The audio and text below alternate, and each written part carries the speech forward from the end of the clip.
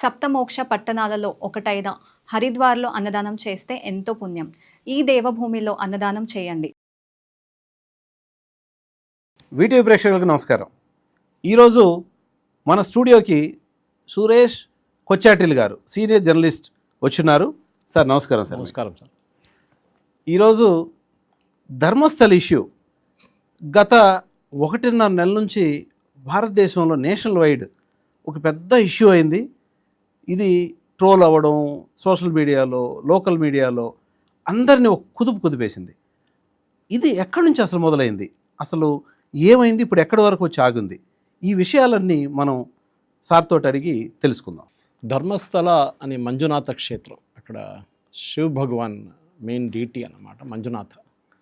కానీ అది అక్కడ సెక్ట్ అంటే నడిపిస్తున్న వాళ్ళు వీరేంద్ర హెగ్డే, ఇప్పుడు ప్రజెంట్ జనరేషన్ ఆయన 800 సంవత్సరాల నుంచి వాళ్ళకు ఒక ఫ్యామిలీ ఫాలోయింగ్ ఉందన్నమాట. అక్కడ జరిగిన ఈ కాంట్రవర్సీలో చాలా మట్టుకు అక్కడున్న లోకల్ పాలిటిక్స్తో సంబంధం ఉంది, ఎస్పెషలీ ల్యాండ్ పాలిటిక్స్తో. ఈ ధర్మస్థల అనేది ఒక అడవి లోపల ఉంటుంది. యాక్చువల్లీ అక్కడ రావడమే చాలా కష్టం. కానీ ఇప్పుడు రోడ్లన్నీ వచ్చేసినాయి, పబ్లిక్ వస్తున్నారు, చాలామంది డివోటీస్ వస్తున్నారు. రోజుకి 20 నుంచి 30 నుంచి కొన్ని సంవత్సరాలు, కొన్ని నెలల్లో 50,000 మంది కూడా రోజుకి అన్నదానం పెడతారు వాళ్ళు. ఈ దిగంబర్ జైన్ కమ్యూనిటీ అంటారు వీళ్ళని. జైన్ కమ్యూనిటీలో ఒక సపరేట్ సెక్ట్ దిగంబర్ జైన్స్. వీళ్ళు టెక్నికలీ హిందువులు అంటే హిందువులు, కానీ దిగంబర్ జైన్స్ ఉంటారు. ఈ ధర్మస్థల అనే ప్లేస్కి అక్కడ చుట్టుపక్కల ఉన్న ఫారెస్ట్ ఏరియాలో ప్రాబ్లం ఎక్కడ వచ్చిందంటే ల్యాండ్ ప్రాబ్లం వచ్చింది. అక్కడ ఉన్న కొన్ని గ్రూప్స్ ఈ ధర్మస్థల వాళ్ళ మేనేజ్మెంట్ వ్యతిరేకంగా అక్కడ మెడికల్ కాలేజ్ పెడదాం అనుకున్నారు ఫస్ట్ వీళ్ళు. ధర్మస్థల వాళ్ళు కర్ణాటకలో మీకు తెలుస్తుంది, మీరు రెగ్యులర్గా వెళ్తుంటారు కదా. కర్ణాటకలో మఠాలకి చాలా పెద్ద ప్రామినెన్స్ ఉంది. ఏ మఠమైనా వాళ్ళు ఒక ఇంజనీరింగ్ కాలేజ్ ఉంటుంది, ఒక మెడికల్ కాలేజ్ ఉంటుంది, చాలా మటుకు డిగ్రీ కాలేజ్ ఉంటుంది, దాని తర్వాత స్కూల్ ఉంటుంది, అన్నీ నడిపిస్తారు వాళ్ళు. వాళ్ళకి చాలా మటుకు రెవెన్యూ కూడా దాని నుంచి వస్తుంది, దాని నుంచే వాళ్ళు మఠాలు నడిపిస్తారన్నమాట. ఇది ఇప్పుడు కాదు, చాలా సంవత్సరాల నుంచి నడుస్తుంది. సో ఇక్కడున్న ఈ హెగ్డే ఆ ట్రస్ట్ వాళ్ళు ఒక మెడికల్ కాలేజ్ పెడదాం అనుకున్నారు ఫస్ట్. దానికి ఒక నామ్స్ ఉంటుంది, నేషనల్ మెడికల్ కౌన్సిల్. అప్పుడు వాళ్ళు ఏమంటారు, ఇన్ని ఏకర్లు ల్యాండ్ కావాలంటారు. దాన్ని బట్టి ఆ ల్యాండ్ పెట్టి, ఆ ల్యాండ్ ఉంటేనే వాళ్ళు మెడికల్ కాలేజ్కి పర్మిషన్ ఇస్తారు. కానీ వీళ్ళు వెళ్ళినప్పుడు చూస్తే అంత ల్యాండ్ వాళ్ళ దగ్గర లేదు. సో చుట్టుపక్కల ఉన్న వాళ్ళ దగ్గర అడుగుదాం అనుకో, వాళ్ళు అమ్మడానికి రెడీగా లేరు. దాని నడిమిట్లో కొన్ని అప్పుడున్న రైట్ వింగ్ గ్రూప్లో కూడా కొంతమంది దీంట్లో ఎంటర్ అయ్యారన్నమాట. దాంట్లో అది పాత పాలిటిక్స్. ఒక ఓల్డ్ కేసు ఒకటి ఉండే, సౌజన్య అని చెప్పి అమ్మాయి మిస్సింగ్ అయిపోయింది, ఆమె కనిపించకుండా పోయిందని చెప్పి పెద్ద హంగామా అయింది ఆ టైంలో. ఇది ఇప్పుడు కాదు, ఆల్మోస్ట్ ఒక 8-9 సంవత్సరాల ముందు. కానీ ఆ కేసు ఎక్కడ రాలేదు, ఎవిడెన్స్ ఏం లేదని చెప్పి క్లోజ్ చేసేసారు. ఈ ప్రస్తుతం నడుస్తున్న కాంట్రవర్సీ మొదలైంది ఏంటంటే, అక్కడున్న ఒక ఎంప్లాయీ, శానిటేషన్ ఎంప్లాయీ, ఆయన ఫస్ట్ టైం క్లెయిమ్ చేశారంటే, నేను గుడిలో పనిచేశాను, గుడిలో బాత్రూమ్లు క్లీన్ చేయడము, ఆ ఏరియా అంతా క్లీన్ చేయడం నా పని ఉండని చెప్పారు. ఆయన్ని పేరు ముందు చెప్పలేదు. ఇప్పుడు అందరికీ ఆయన పేరు తెలుసు, చిన్నయ్య లేకుంటే చీనా అని ఆయన పేరు. ఆయన సడన్గా ఒకరోజు వచ్చి, నేను 2004 నుంచి 2014 దాకా, బహుశా 9 సంవత్సరాలు 10 సంవత్సరాల టైంలో నేను 400 బాడీలని బరీ చేశాను, అమ్మాయిలది మహిళలది అని చెప్పేసి.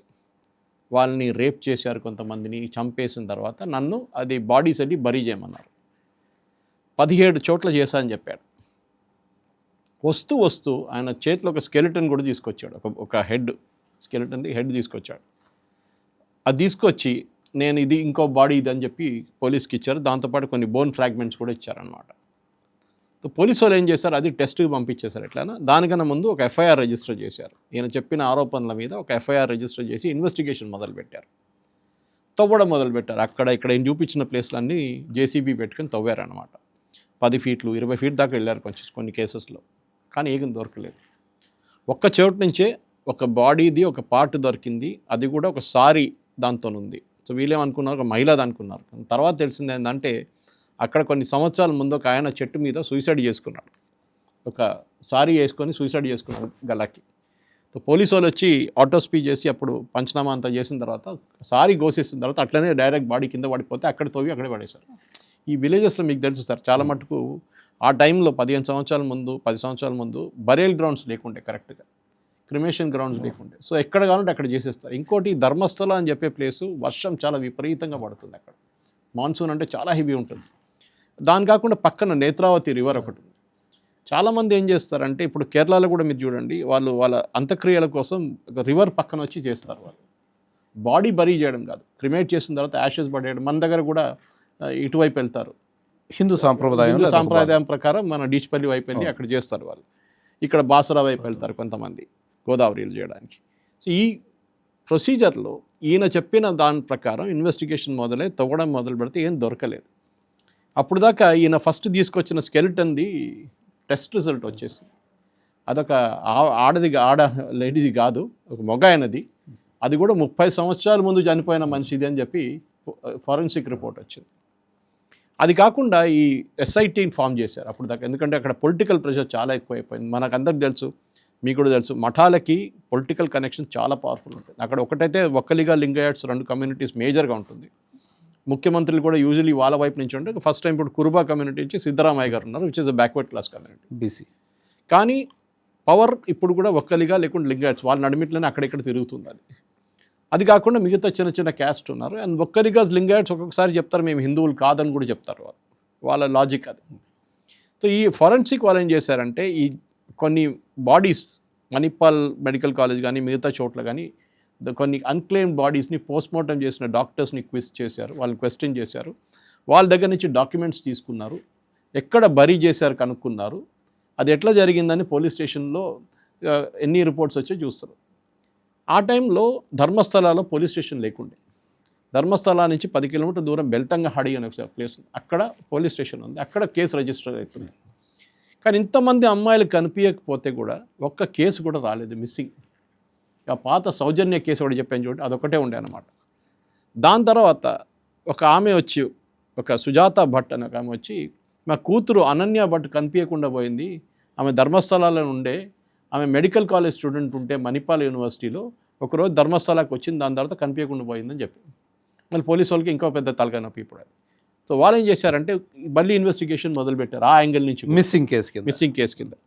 వాళ్ళు ఫస్ట్ ఏం చేశారు, సరే అమ్మా మీ దగ్గర మీ కూతురు ఫోటో ఉంటుంది కదంటే ఫోటో లేదంటుంది. అంతా ఎవరో వచ్చి మొత్తం మంట పెట్టేసి వెళ్ళిపోయారని చెప్పారు.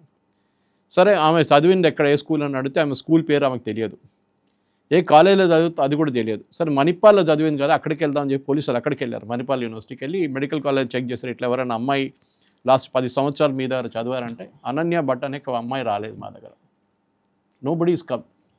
ఈమె ఇంకో క్లెయిమ్ ఏం చేస్తుందంటే సుజాత భట్, నేను కల్కట్టా సిబిఐ ఆఫీస్లో స్టెనోగ్రాఫర్గా పనిచేశానని చెప్పి క్లెయిమ్ చేస్తుంది ఈమె. సో సిబిఐతో చెక్ చేసి సిబిఐ అన్నారు మా దగ్గర అట్లాంటి ఎవరు పనిచేయలేదు ఆ పేరుతో ఇక్కడ అని. అది కూడా క్లారిఫై, అంటే ఈమె చెప్పిందంతా అబద్ధాలని తెలిసిపోయింది. కానీ అదే టైంలో ప్యారలల్ ఇన్వెస్టిగేషన్ ఎస్ఐటీది ఈ తవ్వడంలో నడుస్తుంది అనమాట. కానీ తవ్వి ఏం దొరకలేదు లాస్ట్లో. దాని నడిమిట్లో ఈమె కంప్లైంట్ ఒకటి, ఇంకోటి ఒక రైట్ వింగ్ ఆయన ఉన్నాడు, ఇంకోటి సమీర్ అని చెప్పి ఒక యూట్యూబర్ ఉన్నారు. వీడు అందరు కలిసి ఒక క్యాంపెయిన్ ఉంటాయి అనమాట, 4-5 కలిసి. దాంట్లో చాలా మట్టుకు లోకల్ పాలిటిక్స్, ఇంకోటి ఇస్లామిక్ గ్రూప్స్ ఒక రివైవల్ ఆ ఏరియాలో ఉంది. ఎందుకంటే చాలా మట్టుకు సదర్న్ కర్ణాటకలో కేరళ నుంచి మూవ్ అయిన గ్రూప్స్ చాలా ఉన్నారు. మీకు తెలిసి ఉంటుంది, పిఎఫ్ఐ అనే గ్రూప్ ఉండే, ఒక గ్రూప్ని బ్యాన్ చేశారు, పాపులర్ ఫ్రంట్ ఆఫ్ ఇండియా అని చెప్పి, గవర్నమెంట్ ఆఫ్ ఇండియా. వాళ్ళ పొలిటికల్ ఆర్మ్ ఒకటి ఉంది ఎస్డిపిఐ అని చెప్పి. వాళ్ళు ఆ ఏరియాలో కర్ణాటకలో, దక్షిణ కర్ణాటకలో, which is traditionally a BJP strong hold, Udupi కానీ కుండాపుర కానీ మ్యాంగళూరు కానీ ఇదంతా బీజేపీ స్ట్రాంగ్ హోల్డ్ దక్షిణ Karnataka. Northern Karnataka Congress strong hold, మన హైదరాబాద్ కర్ణాటక అంటాం దాన్ని ఒకసారి. కానీ నార్దర్న్ కర్ణాటక పక్కన పెడితే సదర్న్ కర్ణాటక నుంచి పాపులేషన్ మూవ్ అవ్వడం మొదలుపెట్టారు. సో దానికి ఎక్కడ కాంట్రవర్సీ వచ్చిందంటే, ఈ కొన్ని కేరళ నుంచి వచ్చిన గ్రూప్స్, కర్ణాటకలో ఉన్న ముస్లిం గ్రూప్స్ అసలు ఏం చేయట్లేదు.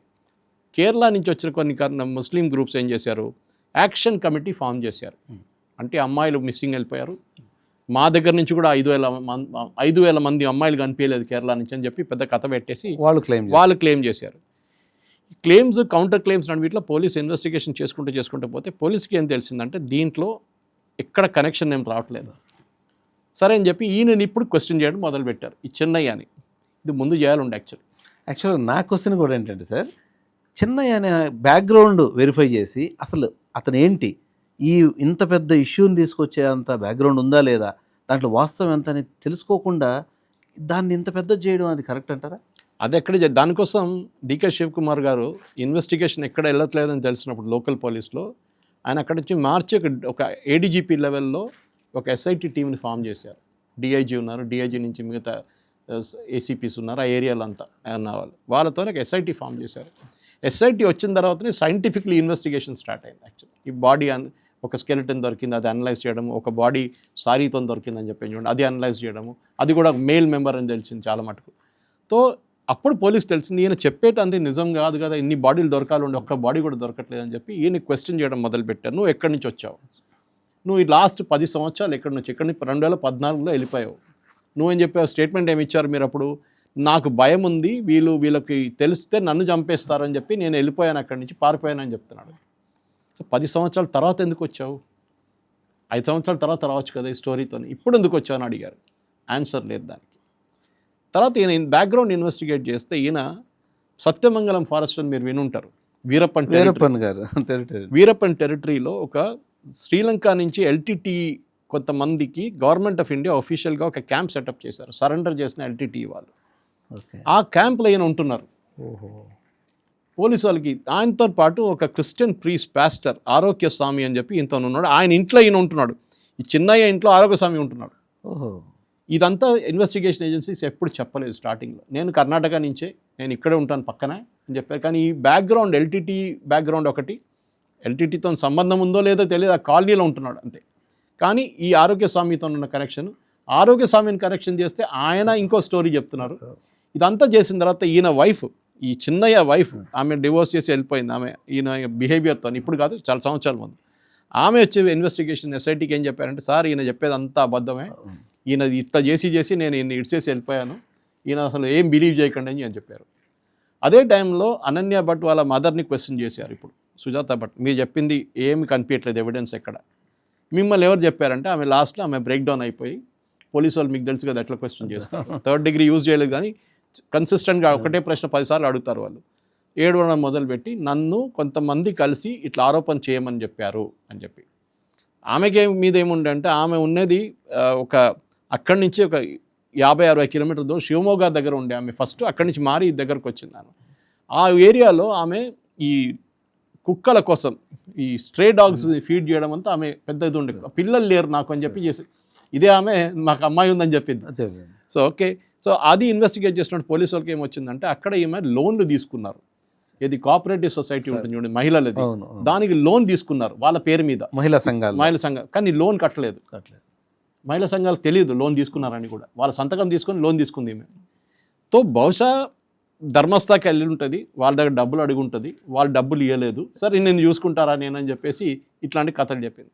ఇదన్నీ ఇంగ్లీష్లో అంటారు కనెక్ట్ ద డాట్స్ అంటారు. ఒక డాట్ ఇక్కడ ఉంది, ఇంకో డాట్ ఇక్కడ ఉంది, ఇంకో డాట్ ఇక్కడ ఉంది, ఇంకో డాట్, చిన్నయ్య, ఈయన ఆరోగ్య స్వామి, అనన్య భట్, ఇక్కడేమో యూట్యూబర్లు సమీర్. ఇది వీళ్ళందరూ నెక్సెస్ చూస్తే లాస్ట్లో తెలిసిపోయిందంటే, ఏమేమంటుంది, నన్ను కొంతమంది వచ్చి నాకు 10 లక్షల రూపాయలు ఇచ్చారు, ఇస్తా అన్నారు, దాంట్లో 5 లక్షలు ఇచ్చారు, ఇంకా మిగతా డబ్బులు నాకు ఇంకా ఇవ్వలేదు, కానీ ఇట్లాంటి ఆరోపణలు చేయాలని చెప్పారు. ఇప్పుడు ఎస్ఐటి పెద్ద ప్రాబ్లం ఏంటంటే, వీళ్ళు ఎవరని తెలియదు ఆమెకి, ఎవరో వచ్చి నాకు డబ్బులు ఇచ్చారంటున్నారు. మీకు ఎవరో వచ్చి ఇంత ప్రేమ ఏంటి, ఎవరో వచ్చి డబ్బులు ఇవ్వడానికి, వాళ్ళ టెలిఫోన్ నెంబరో వాళ్ళది ఇదని ఉంటుంది, మీకు కాంటాక్ట్ ఉంటుంది కదా వాళ్ళు వచ్చేటప్పుడు. అదంతా ఇప్పుడు ఇన్వెస్టిగేషన్ నడుస్తుంది ఇప్పుడు, ఎందుకంటే వాళ్ళ యాక్చువల్లీ డెడ్ లైన్ అయిపోయింది లాస్ట్ వీక్, సాటర్డే సబ్మిట్ చేయాలండి SIT first report, initial report, అది రాలేదు ఇప్పుడు దాకా, ఎందుకంటే కథ అంతా మారిపోయింది సడన్గా. సో ఇప్పుడు ఈ ఎంటైర్ ప్రాబ్లం ఎక్కడ వస్తుందంటే, కర్ణాటకలో ఉన్న లోకల్ పాలిటిక్స్ కూడా దీంతో మిక్సప్ అయిపోయింది. కొంతమంది సిద్ధరామయ్య గారిని టార్గెట్ చేయడం మొదలుపెట్టారు, మీరు యాంటీ హిందూ అది ఇదని చెప్పి ఆయన మీద. డీకే శివకుమార్ ఏమో నేను ధర్మస్థలాన్ని ప్రొటెక్ట్ చేయాలి మనం అని చెప్పి ఆయన ప్రో తీసుకున్నాడు, వ్యూ తీసుకున్నాడు. ఇప్పుడు వీళ్ళిద్దరు నడిమిట్లో క్లాష్ ఒకటి ఉంది. వాస్తవంగా కూడా డీకే శివకుమార్ గారు గట్టిగా తీసుకొని, అదే ఆయన ఒక ప్రో హిందూ ఇమేజ్ ఉంది ఆయనకి, మనకు చాలా క్లియర్గా తెలుసు ముందు నుంచి. వేరే సిద్ధరామయ్య మోర్ ఆఫ్ నాస్తికుడు, నేను ఎక్కువ దేవుడిని బిలీవ్ చేయను అదే అంటారు. కానీ but end of the day credibility పోయింది. ఎందుకంటే సార్ మీకు కాంప్లికేషన్ ఇంకోటి తెలియదు, ఇది ఇంటర్నేషనల్ లెవెల్ కూడా ఉంది, మీరు నేషనల్ లెవెల్ మాట్లాడారు. కేరళలో ఉన్న ఛానల్స్ అన్నీ కవర్ చేశారు లైవ్గా, వాళ్ళ రిపోర్టర్స్ని పంపించి ఇక్కడ ఉండి 3 రోజులు కవర్ చేసి ఎక్స్టెన్సివ్, అది నడుస్తుంది, ఇక్కడ దొరుకుతున్నారు, అక్కడ దొరుకుతున్నారు, దొరికింది, ఇక్కడ 10 శవాలు దొరికినాయి, అక్కడ 20 శవాలు దొరికి, లాస్ట్ చూసి ఏం దొరకలేదు. అల్ జజీరాని తీసుకొచ్చారు. ఆలోచించండి, ఎక్కడ లేని అల్ జజీరా టీవీని ఇక్కడ ధర్మస్థలాకి తీసుకొచ్చారు. వాళ్ళకి ఎక్కడ ధర్మస్థలాన్ని కూడా తెలియదు వీళ్ళకి. రిపోర్టరు, కెమెరామ్యాన్ వాళ్ళ వెరీ బ్యాడ్. మొత్తం తీసుకొచ్చి అల్ జజీరాలో కవర్ చేయించారు. ఇప్పుడు నేను మనం మాట్లాడే ముందు గూగుల్ చేస్తున్నప్పుడు అల్ జజీరా రిపోర్ట్ అన్నిటికన్నా పైన వచ్చింది. How an Indian temple is involved in murders, mass murder. అప్పుడు వాళ్ళ స్ట్రాటజీ ఆలోచించి, అల్ జజీరా అంటే మన అందరికి తెలుసు, సౌదీ అరేబియా బ్యాన్ చేసి పడేశారు, యుఐ బ్యాన్ చేసి పడేశారు, ఖతార్ వాళ్ళ ఒఫీషియల్ వాళ్ళ ఫ్యామిలీ ఛానల్ అది, ఖతార్ ఫ్యామిలీ, రాయల్ ఫ్యామిలీది. అన్ని గల్ఫ్ కంట్రీస్ వాళ్ళని బ్యాన్ చేసి పడేశారు, ఎవరు రానియారు అక్కడ, ట్రస్ట్ లేదు ఎవరు. వాళ్ళు అసలు వాళ్ళకి తెలుసు ఇది ఖతార్ ఫ్యామిలీ, ఖతార్లో వాళ్ళకి ఉన్న ప్రాబ్లమ్స్ వాళ్ళకి తెలుసు, అక్కడ టెర్రరిస్ట్ గ్రూప్స్ హమాస్ ఉన్నారు, అందరు ఉన్నారు. ఈ అల్ జజీరా సెటప్ చేస్తుంది అదే, ఎందుకంటే వాళ్ళకి కవరేజ్ రావట్లేదని చెప్పి ఖతారీ రాయల్ ఫ్యామిలీ సెటప్. అక్కడి నుంచి అల్ జజీరాని ఎందుకు తీసుకొచ్చారు, ఒక లోకల్ ఇష్యూని మీరు ఇంటర్నేషనల్ చేయడానికి ఎందుకు ట్రై చేశారని పెద్ద ప్రశ్న వచ్చింది అనమాట. సో ఇది ద ఎంటైర్ థింగ్ ఇప్పుడు ఏమైపోయిందంటే సార్, ఒక చిన్న ఇష్యూగా మొదలై చాలా డీటెయిల్డ్గా వచ్చిన ఇష్యూని ఇప్పుడు ఇంటర్నేషనల్ లెవెల్ దాకా తీసుకొచ్చిన తర్వాత ఒక ఇంగ్లీష్లో అంటారు ఇట్స్ ఎంబరాస్మెంట్. ఇప్పుడు కర్ణాటక గవర్నమెంట్ కూడా అసలు మేము తప్పు చేసామా ఇనిషియలీ, వీని ఇంత బిలీవ్ చేయాలని ఉండేనా, ఇంత పెద్ద ఇప్పుడు తవ్వి అది డబ్బులు ఎవడు ఇస్తారు, దానికంతా జేసీబీకి డబ్బులు ఎవడు కడతాడు, ఇప్పుడు అది పెద్ద ప్రాబ్లం వచ్చేసి 2 కోట్ల దాకా అయిందని ఈ మధ్య అది కట్టాలి కదా ఎవరైనా, గవర్నమెంట్ కడతా అంటారు ఫస్ట్. ఇప్పుడు ఇనిషియల్ స్టేజ్లో ఆ ఎంతూజియాజంలో చెప్పేశారు ఎవరో, కట్టి చేసేసండి, కోర్టు ఆర్డర్ వచ్చింది కదా చేయండి అని చెప్పి. కానీ ఇప్పుడు చూస్తే డబ్బులు ఇవ్వడానికి జేసీబీ వాళ్ళు అంటున్నారు మాకు డీజిల్ డబ్బులు కూడా ఇవ్వట్లేదు ఇప్పుడు అని చెప్పేసి. సో ఈ ఎంటైర్ ఇష్యూని కర్ణాటక పాలిటిక్స్ ఒకటి, నెక్స్ట్ హిందూ రిలీజియస్ యాంగిల్ని కూడా ఇప్పుడు తీసుకొచ్చారు. ఇప్పుడు బీజేపీ వాళ్ళు కూడా దాంట్లో దొక్కారు. ఇప్పుడు బీజేపీ వాళ్ళకి ప్రొసెషన్ తీస్తున్నారు, మంగళూరు నుంచో ఎక్కడి నుంచో, ఉడిపి నుంచి ధర్మస్థలాకి. కాంగ్రెస్ వాళ్ళు కూడా తీస్తున్నారు ప్రొసెషన్ ప్యారలల్గా, మేము కూడా ధర్మస్థలాన్ని ప్రొటెక్ట్ చేయడానికి పోతున్నాం అని చెప్పి వీళ్ళు కూడా ప్రొసెషన్ తీస్తున్నారు. ఎందుకంటే ఎవరు వెనకకుంటే ధర్మస్థల అనగానే ఒక పెద్ద రిలీజియస్ సిగ్నిఫికెన్స్ ఉంది, దానికి ఓట్ బ్యాంక్ ఉంది అక్కడ. ఉడిపి, మణిపాల్, ఉడిపి స్పెషలీ అక్కడ కూడా చాలా మటుకు స్ట్రాంగ్ హిందూ ఓట్ బ్యాంక్ ఉంది. మీకు శోభా కరంజాడి ఆమె అక్కడి నుంచే షీ కాంటెస్టెడ్ ఉంది. అది కాకుండా మ్యాంగ్లూర్ వైపు క్రిస్టియన్స్ ఉన్నాయి, కానీ because of Tipu Sultan Christians are traditionally anti Muslim అక్కడ ఆ ఏరియాలో, ఎందుకంటే వాళ్ళని చాలా మటుకు హెరాస్ చేశారు టిపు సుల్తాన్ వాళ్ళ ఫాదర్ హైదర్ అలీ కలిసి. సో అక్కడున్న లోకల్ పాలిటిక్స్ మనం అర్థం చేసుకుంటే చాలా మటుకు మీకు తెలుసో లేదు sir, Coorg is also part of it. కూర్గ్లో ఒక రూల్ ఉండే, మొన్నదాకా రూల్ ఉండే, ఏంటంటే మీరు అక్కడ భూమి కొనలేరు. Correct sir. Coorg for Coorgis అని చెప్పి వాళ్ళకి భూమి కొనలేదు. Coorg is only place where మీకు ఒక ఎంటైర్ కర్ణాటకలో తుపాకీ పెట్టుకోవాలంటే లైసెన్స్ అక్కర్లేదు కూర్గ్లో, బికాజ్ వాళ్ళు traditionally they are martial clan. Cariappa garu కానివ్వండి, వీళ్ళందరూ ఆర్మీ చీఫ్స్ ముందున్న తిమ్మప్ప, వీళ్ళందరూ దే ఆర్ ఆల్ ఫ్రమ్ కూర్గ్లో కాఫీ ఎస్టేట్స్ని ఎవరు బయట వాళ్ళు వచ్చి కొనకూడదని చెప్పడానికి కూర్గ్లో ఒక రూల్ పెట్టారు, చాలా సంవత్సరాల నుంచి ఉండే, దట్ బయట వాళ్ళు వచ్చి అక్కడ కాఫీ ఎస్టేట్స్ కొనకూడదు. ఒకటి కాఫీ ఎస్టేట్స్ని మొత్తం ధ్వంసం చేసి వాళ్ళు మల్టీ స్టోరీడ్ అపార్ట్మెంట్లు కట్టేస్తారు, ఆ ఎంటైర్ ఏరియా మారిపోతుందని చెప్పేసి. కానీ లాస్ట్ 10 సంవత్సరాల్లో కూర్గ్లో కూడా చాలా మటుకు నార్దర్న్ కేరళ నుంచి వచ్చిన చాలామంది అక్కడ సెటిల్ అయిపోయారు. ఇప్పుడు అక్కడ ఉన్న లోకల్స్కి పెద్ద గొడవ అది, ఎందుకు వీళ్ళెవరు, డబ్బులు ఎక్కడి నుంచి వచ్చింది, హవాలా నుంచి వచ్చిందా, ఎక్కడ తెచ్చుకుంటున్నారు. ఇప్పుడు ఎందుకంటే ఇప్పుడు మీకు తెలుసు బిజినెస్ నడిపిస్తున్న ఫస్ట్ జనరేషన్ చాలా సీరియస్గా నడిపిస్తారు, వాళ్ళు ఒక 10-70 సంవత్సరాలు కాగానే నెక్స్ట్ జనరేషన్ టేక్ ఓవర్ చేసుకుంటారు, వాళ్ళు కూడా కొంచెం నడిపిస్తారు. కానీ 3వ జనరేషన్కి వచ్చేదాకా వాళ్ళకి అసలు ఇంట్రెస్టే ఉండదు, ఇది ఏం బిజినెస్ రా, నాకు అసలు అక్కర్లేదు, నాకు ఏదైనా డబ్బులు ఇచ్చేసి నేను వెళ్ళిపోతా అంటాడు. అది సంగతి కూర్గ్లో. చాలామంది ఇప్పుడున్న 3rd జనరేషన్ వాళ్ళకి ఇంట్రెస్ట్ లేదు కాఫీ ప్లాంటేషన్లో, ఒకవేళ లీజ్లో ఇచ్చేస్తారు, లేకుండా అమ్మేసి వెళ్ళిపోతారు. సో ఈ ధర్మస్థల కూడా ఈ ల్యాండ్ పాలిటిక్స్లో వచ్చి చాలా మట్టుకు అక్కడున్న ఆ కమ్యూనిటీని హెరాస్ చేయడంలో ఐ థింక్ మనం చేసిన అన్నిటికంటే పెద్ద తప్పు. ఎందుకంటే ఒక హిందూ ముస్లిం, హిందూ క్రిస్టియన్ అని చూడకుండా మనం కంప్లీట్ ఒక ఇమేజ్ డిస్ట్రాయ్ చేసాం. రేపు తిరుమల అనుకోండి సార్, తిరుమలలో ఇట్లనే ఆరోపణ చేస్తే ఎవరి మీద వస్తుంది అదంతా? సింహాచలం చేశాను అనుకోండి, ఎవరి మీద వస్తుంది? శ్రీశైలం చేశారు, ఎవరి మీద వస్తుంది? మన దగ్గర చాలా మటుకు మఠాలు ఉన్నాయి ఇప్పుడు ఆంధ్ర తెలంగాణలో కూడా, వాళ్ళ మీద ఆరోపణ చేస్తే రేపు ఏమైపోతుంది, వాళ్ళ బిలీఫ్ వెళ్ళిపోతుంది. ఫస్ట్ ఇంత పెద్ద న్యూస్ బిల్డప్ ఇచ్చినప్పుడు 400 మహిళలు, 100 అయితే 1000 అన్నారు, 1200 అన్నారు, మళ్ళీ దాన్ని 400 తగ్గించుకున్నారు, మళ్ళీ 100 అన్నారు, 100 కూడా దొరకలేదు, మళ్ళీ 50 అన్నారు, 50 కూడా దొరకలేదు.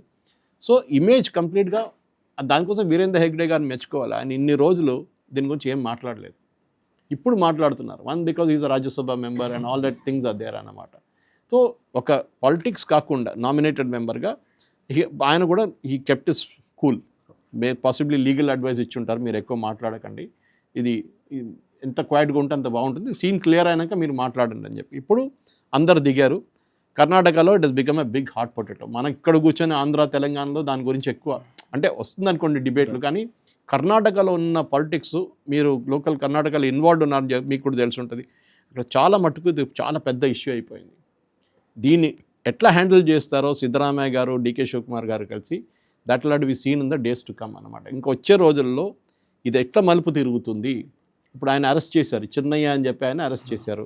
ఈమెని క్వశ్చన్ చేసి ఈమెని కూడా బహుశా అరెస్ట్ చేస్తారు. మా టైం వేస్ట్ చేశారని పోలీసు వాళ్ళు చెప్తారు. లేనిపోయిన మా రెగ్యులర్ వర్క్ అంతా పక్కన పెట్టి దీని వెంట పడ్డాం, మేము డబ్బులు ఖర్చు అయింది మీరు చెప్పినట్లు తొక్కడంలో అన్నట్లు. సో ఎంటైర్ థింగ్ ఒక రిలీజియస్ ఇన్స్టిట్యూషన్ కొట్టడానికి చేశారు. రేపు మీరు ఇంకో మఠం మీద, కేరళలో ఉన్న షిరూర్ మఠం కానీ ఇక్కడ ఉన్న ఏదైనా మఠం మీద మళ్ళీ మీరు మొదలు పెడతారు ఇదే. అప్పుడు ఏమవుతుంది అనేది పెద్ద ఒక స్టోరీ. దాన్ని ఒక రిలీజియస్ యాంగిల్కి వచ్చేసింది ఇప్పుడు. అది biggest tragedy is that. Religious angle ఉండే, కానీ ఇప్పుడు ఏమైపోయింది, అది చాలా మటుకు ఓపెన్ అయిపోయింది. ఇప్పుడు మీరు ఏ నేషనల్ ఛానల్ అని తీసుకోండి, రిపబ్లిక్ కానీ, టైమ్స్ నౌ కానీ, ఆజ్ తక్ కానీ, ఏదైనా దాంట్లో డిబేట్ అంతా ఇదే నడుస్తుంది. కర్ణాటకలో ఏం జరిగింది, కర్ణాటకలో ఏ పాలిటిక్స్ నడుస్తుంది, ధర్మస్థలాన్ని ఎందుకు టార్గెట్ చేశారు, దీనికి ఉన్న బ్యాక్ స్టోరీ అందరూ మర్చిపోయారు ఎక్కడి నుంచి మొదలైంది అనేది. సో మీకు అదే నేను కొంచెం నాకు తెచ్చినట్లు, నాకు తెలిసినట్లు మీకు ఎక్స్ప్లెయిన్ చేశాను దీని గురించి. అయితే ఇంకొకటి సార్, నాకు ఒక ఇది ఏంటంటే కన్సర్న్, ఇప్పుడు ఈ చెన్నైని మొదట్లోనే ఇంత ఇన్వెస్టిగేషన్ చేసి ఉండుంటే బాగుండేదనేది అందరూ తెలుసు. ఇప్పుడు అది లోకల్గా ఉండే పోలీసు వాళ్ళ వైఫల్యం కాదంటారా? గవర్నమెంట్ కాదు, అప్పుడు అంతా పట్టించుకోలేదు గవర్నమెంట్. వీళ్ళు అదేందన్నా వైఫల్యం ఏంటదేమో అనిపిస్తుంది. అది కూడా ఒక ఇన్వెస్టిగేషన్ కావాలి సార్. దాన్ని ఎస్ఐటి పరిధిలో ఉన్న ఇన్వెస్టిగేషన్లో, దానికన్నా ముందు జరిగిన ఇన్వెస్టిగేషన్లో తప్పులు ఏమైనా వచ్చినాయి, అవకతవకలు ఏమైనా ఉన్నాయని తెలియాలన్నమాట. ఎందుకంటే ఒక నార్మల్ పోలీసు వాడు అనగానే, ఒక హెడ్ కానిస్టేబుల్ ఉన్నా కానీ, ఒక దొంగ వచ్చి నేను దొంగతనం చేశాను, నేను మర్డర్ చేశానంటే నువ్వు ఎవడు రా అని అడుగుతారు ఫస్ట్. అవును, నేను 10 మందిని మర్డర్ చేశా అంటాడు, 2 సంవత్సరాల ముందు చేశా అంటాడు. నువ్వు ఎక్కడి నుంచి వచ్చావు, నీ ఐడెంటిటీ ఏంటి, నీ ఆధార్ కార్డు ఎక్కడ, నువ్వు ఉండేది ఎక్కడ, నీ మొబైల్ నెంబర్ మా మొబైల్ అంతా చెక్ చేస్తాము ఒకసారి. ఇది ఏం అడగకుండా టకటకటకడా అని ఇన్వెస్టిగేషన్ స్టార్ట్ చేశారు. సడన్గా ఆ ఇన్వెస్టిగేషన్ ఒక ప్లేస్కి వచ్చి ఆగిపోయింది. అప్పుడు ఎస్ఐటీని పెట్టారు. సిట్ వచ్చిన తర్వాత అన్నీ వస్తున్నాయి బయటికి, అంతకుముందు బిఫోర్ అదే. ఎందుకంటే సిట్ వచ్చినప్పుడు ఏమవుతుందంటే ఒక ప్రొఫెషనల్ ఇన్వెస్టిగేషన్ ఉంటుంది. అప్పుడు ఒక డిఐజీ లెవెల్లో వచ్చినప్పుడు న్యాచురల్లీ ఆ ప్రొఫెషనల్ వస్తుంది. వాళ్ళ రెప్యుటేషన్ కూడా అక్కడ ఉంటుంది. ఎందుకంటే రేపు ఇది కోర్టుకి వెళ్ళింది అనుకోండి, ఇప్పుడు ఈయన అరెస్ట్ చేశారు, కోర్టుకి తీసుకెళ్ళిన కోర్టు ఏం అడుగుతాడు, ఇదే ప్రశ్న మీరు అడిగిన అదే ప్రశ్నలు అడుగుతారు. మీరు నిద్రపోయారు ఇప్పుడు దాకా. వాళ్ళ అడ్వకేట్ వచ్చి చెప్తారు, సార్ ఈయన ఏం చెప్పలేదు, ఇట్లా పోలీసు వాళ్ళు అబద్ధం చెప్తున్నా అని చెప్తారు. మొత్తం కథ మారిపోతుంది. Because if you are not recorded on video or అది కూడా యాక్సెప్ట్ చేయరు కోర్టు.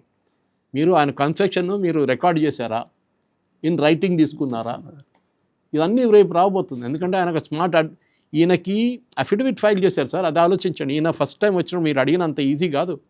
ఈయన కంప్లీట్ అఫిడవిట్ తీసుకొచ్చారు. ప్రొఫెషనల్ ఎవరో లాయర్ డ్రాఫ్ట్ చేసి సైన్ చేసి ఇచ్చిన అఫిడవిట్ స్టాంప్ పేపర్ మీద తీసుకొచ్చారు.